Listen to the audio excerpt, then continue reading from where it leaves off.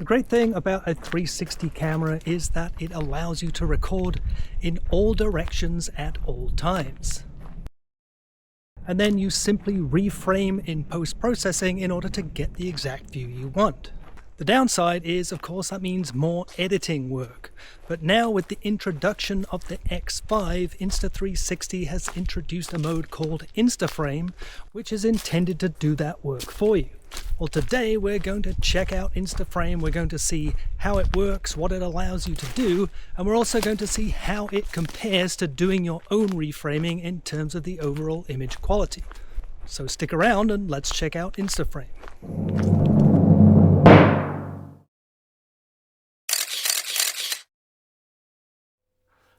And welcome! That's right, today we're going to be taking a deep dive into the new Instaframe mode on the Insta360 X5. We'll look at what it is and what it does for you. We'll look at how to set it up and all the different options that you have, and we'll do some comparisons against the standard recording modes to see how good the quality is. So there's a lot to cover, so as usual I'll place the chapters up here and on the video timeline, but first this. Before we continue with today's video, a quick disclaimer. This video is not sponsored, paid for, or influenced in any way. I purchased all of the equipment with my own money and the opinions are entirely my own. Now I do include links to the featured products as well as my recording equipment. These may appear throughout the video and in the video description. If you purchase using these links, I may make a commission and this is what helps fund the channel, but rest assured there is no price disadvantage to you. You are getting the best price I can find. Alternatively, if you want to support the channel, you could follow this link and buy me a coffee. And of course, if you enjoyed today's video, please remember to hit the like button and consider subscribing to the channel for a lot more similar content. So back to the video. Using a 360 camera allows you to capture all kinds of creative content that you simply could not get with a normal camera. That includes immersive 360-degree content, unusual and creative perspectives, and probably the most common use for 360 cameras is the notion of capturing everything and then reframing to get the shot you want later on. Now, if I compare that to using a standard camera or action camera, obviously I need to aim the camera where I think the action is going to take place and hope that I get the shot. And if I'm filming a moving subject, I also have to hope that my subject stays in the frame. In contrast with a 360 camera, I don't have to worry about what direction the camera is pointing at because I'm always capturing the complete 360-degree image. However, there is a downside, and that is if I get the shot that I want with my regular camera, I can simply take that file, share it with friends and family, post it on social media, and so on. Whereas with my 360 camera, I first have to do some editing work in order to extract the standard video that I want before I can share it. Now, the workload is not that difficult, thanks to some pretty sophisticated apps for both smartphone and desktop, which include all kinds of tools, including advanced tracking tools and other AI and automation tools to get you to the result you want as quickly as possible. Even with all of that, it still is adding to your overall workload in order to be able to post your content. Now, in previous generations, such as the X4, Insta360 introduced new in-camera modes designed to let you capture specific perspectives and capture these as standard MP4 files that you could directly share. The problem with these so-called single lens modes is that it basically makes the camera act more or less like a standard camera, so you lose all the advantage of capturing the full 360 image. So with the introduction of the X5, Insta360 has now introduced what they call Instaframe, which basically gives you the best of both worlds. Similar to the single lens modes, it captures a standard MP4 file which can be directly shared, although with much more flexibility than the single lens modes, and in addition it also captures the complete 360-degree video, so if you didn't get what you want in your flat file or you simply want to go in and get additional views, you still have that flexibility. Now, there are some limitations to the Instaframe mode. Firstly, the flat file is limited to 1080p resolution, and the 360 file is limited to 5.7K. Now, just how much of a sacrifice that is, we'll see later on in our comparison testing. And one last thing to mention in this section, Instaframe has not replaced the single lens modes, it's been added in addition, so if you want to use the single lens modes, they are still there.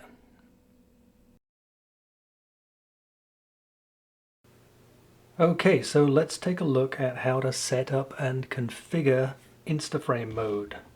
So we'll start out by, of course, selecting Instaframe.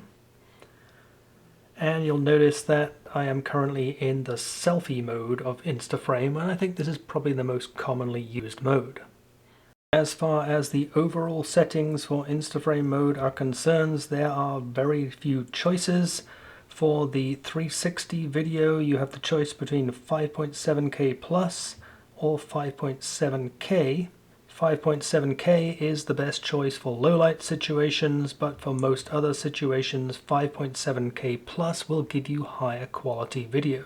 And you can adjust the frame rate, but only between 24 and 30 frames per second. As far as the flat file is concerned, the resolution is fixed at 1080p, there are no other choices, but you can select whether you want a 9:16 flat file or a 16:9 flat file.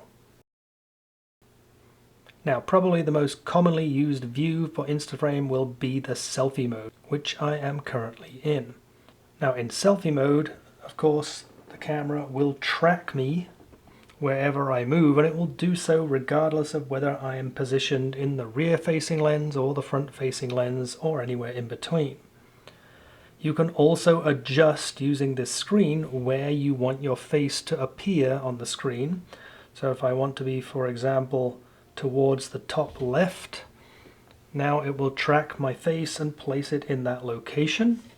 If I want to be closer to the bottom of the frame, maybe on the right, I can place myself down there. Or I can just place myself towards the center. Now, in addition to the selfie mode, we could also select from a number of different perspectives. By clicking over here, you can see I can select between rear view, so that is the lens facing away from me right now. Front view, the lens that's facing up. Top view, so looking at from the top of the camera. Bottom view, from the bottom of the camera directly towards the mount or selfie stick. Or you can choose a custom view, so you can position this in any position that you want to have. Now, for each of these modes, you can choose to have horizon lock on or off. Right now it is off. I can simply turn it on, and now it will keep the horizon level. Now, for all views of the flat file, you can adjust the field of view. You can see at the bottom right now I have it set to the linear view. We can adjust it to the narrow view, or we can go all the way to the wide view. Now, you can select between these, or you can also grab this and you can move it and zoom freely. You'll notice that for anything wider than the linear view, an additional option appears up here in the screen, and that is distortion correction. With distortion correction disabled, you'll get a lot of curves in the extremes of your image, and if you turn it on, these will be straightened out.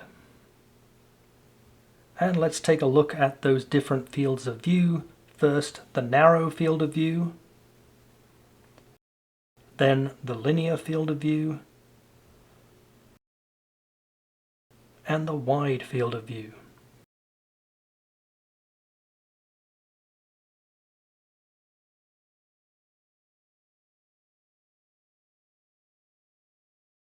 And here you can see the difference between distortion correction off versus distortion correction on.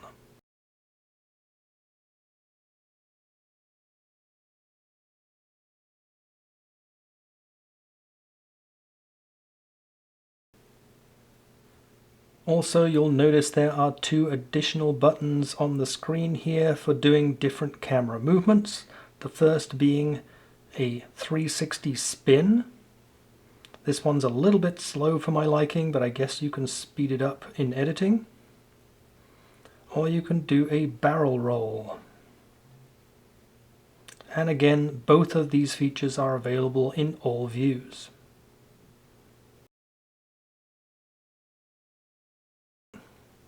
So let's go ahead and start an Instaframe recording and see what we can do during the recording. So once the recording is started, obviously I'm recording in my selected mode, currently the selfie mode, but you can also switch between the two during the recording. Now you can only switch between selfie mode and your selected perspective. You cannot change the perspective during recording.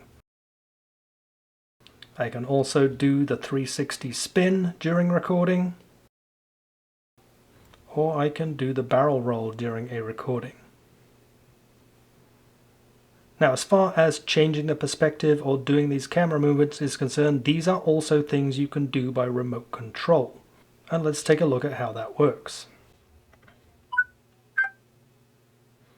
Now you'll notice at the top of the screen there is a remote control icon. This gives you information about what functions are available depending on which remote you're using, the mini remote or the GPS preview remote. With the mini remote we can start and stop recording, we can switch the perspective, or we can enable camera movements.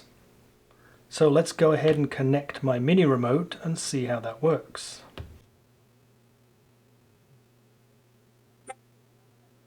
First thing you'll notice is the remote has an orange color. This is an indicator that we are in the Instaframe mode. And also on the screen of the camera you'll notice that the generic remote icon has now been replaced with a picture of the mini remote. And if I tap on this one, again I get the information screen, but at the bottom here, as far as camera movement is concerned, here I can actually select which camera movement I want to be able to activate using the remote. So let's go ahead and start the recording.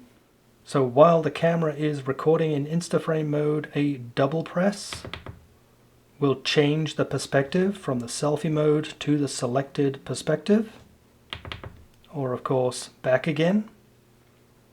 And a triple press will activate the selected camera movement.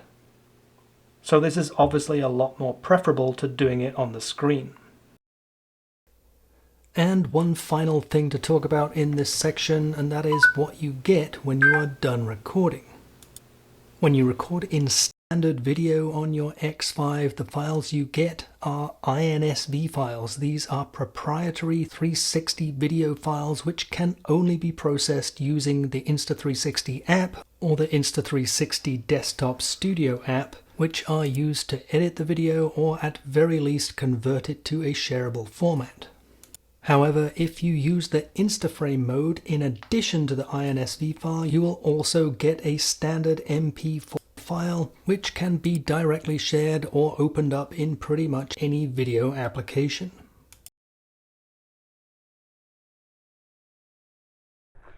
So obviously using Instaframe mode is going to reduce your workload, but of course it does come with a compromise of reduced resolution, 5.7K for the 360 file and 1080p for the flat file. So the question is, how much of a sacrifice is that? Well, there's one easy way of finding out. I have another X5 running here in 8K. Let's go ahead and put those images side by side and compare the two. So right now we're looking at the selfie mode. I've gone and extracted the same image out of the 8K frame. So what do you think? Are you able to see the quality difference between the Instaframe mode on your left and the full 8K extracted file on your right? Now let's switch to a forward-facing view to see how that compares between the two.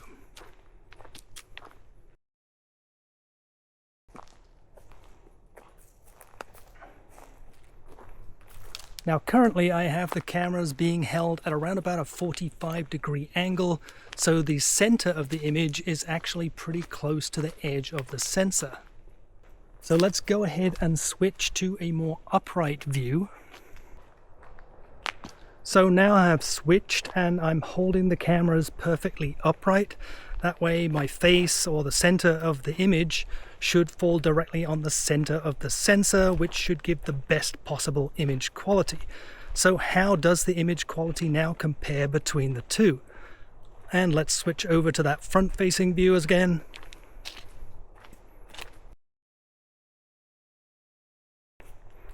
And once again, how does the video quality compare between the two?